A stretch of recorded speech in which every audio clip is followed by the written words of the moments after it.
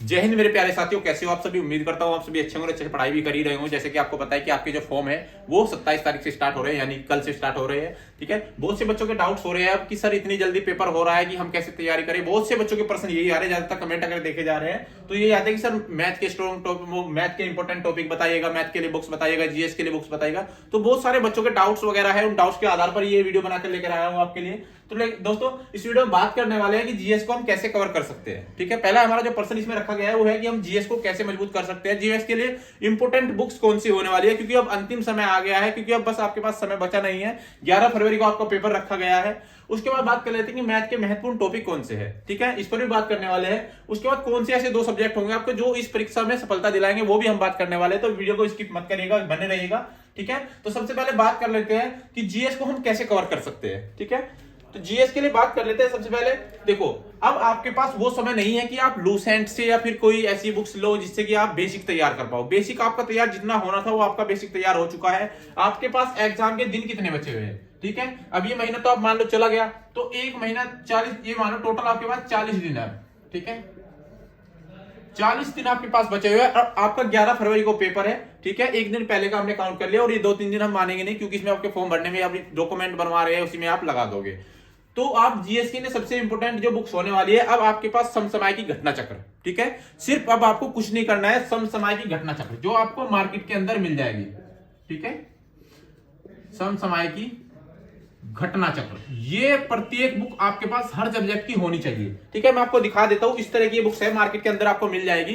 ठीक है, ये 2020-21 का संस्करण है, लेकिन आपको 2023 का संस्करण लेना है, क्योंकि इसके अंदर खासियत क्या है कि जो इसमें 20 वर्षों से जो प्रश्न पूछे जा रहे हैं वो सारे एमसीक्यू प्रश्न इसके अंदर आपको मिल जाएंगे। ठीक है, तो ये अब हर सब्जेक्ट की आपको मार्केट के अंदर मिल जाएगी। ये बुक्स मंगा लेना अगर जीएस में अच्छा स्कोर खड़ा करना है तो, क्योंकि जीएस में इस तरह से पूछा जाता है कि बहुत सारे बच्चे कंफ्यूजन हो जाते हैं कि सर जीएस हमारी बहुत कमजोर है।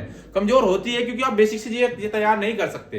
तो अब आपको क्या करना है, समसमय की घटना चक्र मार्केट के अंदर मिलेगी, वो आपको पढ़नी है। और अगर आपको क्या करना है, करंट। ठीक है, करंट पर फोकस करना है 1 साल की। ठीक है, 1 ईयर की पूरी करंट अफेयर्स ले लो और उसे 1 महीने के अंदर जितनी बार हो सके उतनी बार रिवाइज कर दो। जो इंपोर्टेंट क्वेश्चंस आपको लग रहा है उसको हाईलाइट कर लो।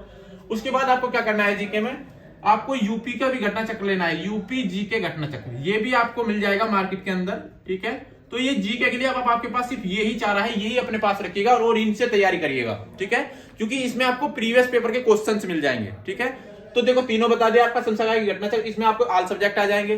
ठीक है, उसके बाद यूपी जीके की आपकी जो आती है यूपी जीके घटना चक्र, इसमें भी आपको क्वेश्चन सभी मिल जाएंगे। और करंट अफेयर्स के 1 ईयर के क्वेश्चंस आपको 1 ईयर की आपको करंट अफेयर्स लेनी है, उससे आपको तैयार करनी है। ठीक है, तो जीके आपकी इतनी अच्छी हो जाएगी क्योंकि इसमें आपके जो है ना पहले जो प्रश्न पूछे जाते थे यूपीएससी या फिर पीसीएस वगैरह में, अब वो क्वेश्चंस यूपीएससी पीसीएस तो नहीं देता है कि छोटे छोटे क्वेश्चंस आपको देगा। अब वो यूपी पुलिस एसएससी जो है उठा के अपने एग्जाम में रख लेता है। ठीक है, तो हो सकता है आपको कम से कम 20 से 30% उसमें देखने को मिल जाए, सेम टू सेम वही लैंग्वेज वही आंसर। ठीक है, उसके बाद बात कर लेते हैं दूसरा क्वेश्चन जो हमारा है आज का, कि सर मैथ के इंपोर्टेंट टॉपिक बता दीजिएगा। बहुत एक कमेंट आया था। ठीक है, उसमें कहा था कि सर मैथ के इंपोर्टेंट टॉपिक, मैथ की कोई बुक्स बताइएगा। ठीक है, तो मैथ में बात कर लेते हैं। दूसरे क्वेश्चन का हमारा ये आंसर है, पहले का हो गया हमारा। उसके बाद अगर आप मैथ इंपोर्टेंट टॉपिक की बात करें, देखो सबसे पहले बात कर लेते हैं लॉस प्रॉफिट। ठीक है, लॉस प्रॉफिट सबसे पहले। दूसरा जो हमारा होगा इसमें इंपोर्टेंट टॉपिक वो होगा आपका परसेंटेज। ठीक है, परसेंटेज आप तैयार करिएगा। तीसरा हमारा होगा नंबर सिस्टम, नंबर सिस्टम। ठीक है, ये आप तैयार करिएगा 3। इसके बाद बात कर लेते हैं एलसीएम एचसीएफ, एलसीएम और एचसीएफ से आपसे क्वेश्चन पूछेगा। 5वां टॉपिक हमारा होगा आपका, वो होगा दशमलव भिन्न। ठीक है, दशमलव भिन्न होगा आपका। उसके बाद आपका टॉपिक जो इंपोर्टेंट होने वाला है सीआई और एसआई। ठीक है, सीआई और एसआई का मतलब होता है चक्रवृद्धि ब्याज और साधारण ब्याज। उसके बाद बात कर लेते हैं 7वां टॉपिक जो आपका इंपोर्टेंट होने वाला है, वो होगा आपका time and work. Time and work से आपसे क्वेश्चन पूछेगा। और एक टाइम एंड डिस्टेंस, रेलगाड़ी से संबंधित प्रश्न। ठीक है, टाइम एंड डिस्टेंस से क्वेश्चन 100% आपके पेपर में देखने को मिलेगा, ये बात याद रख लेना।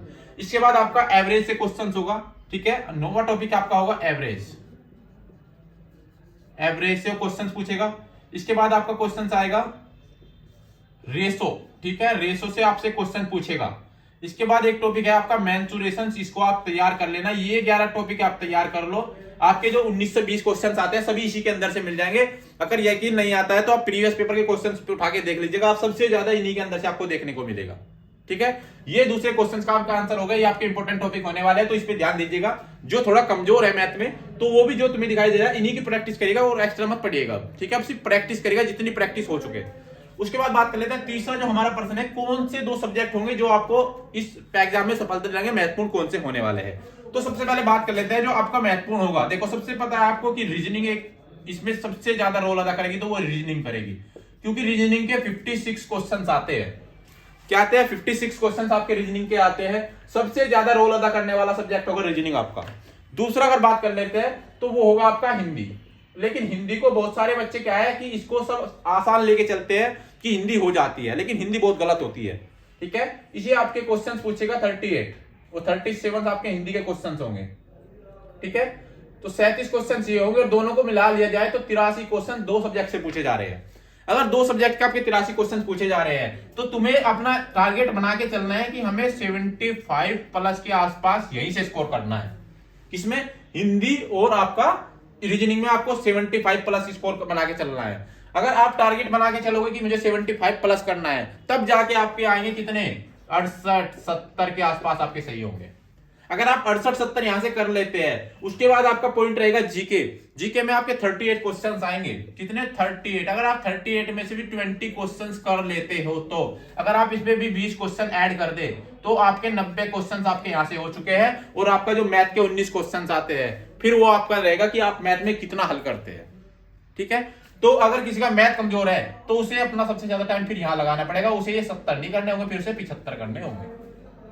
तो अपना टारगेट बना के चलेगा कि अपने क्वेश्चन 100 प्लस होने चाहिए।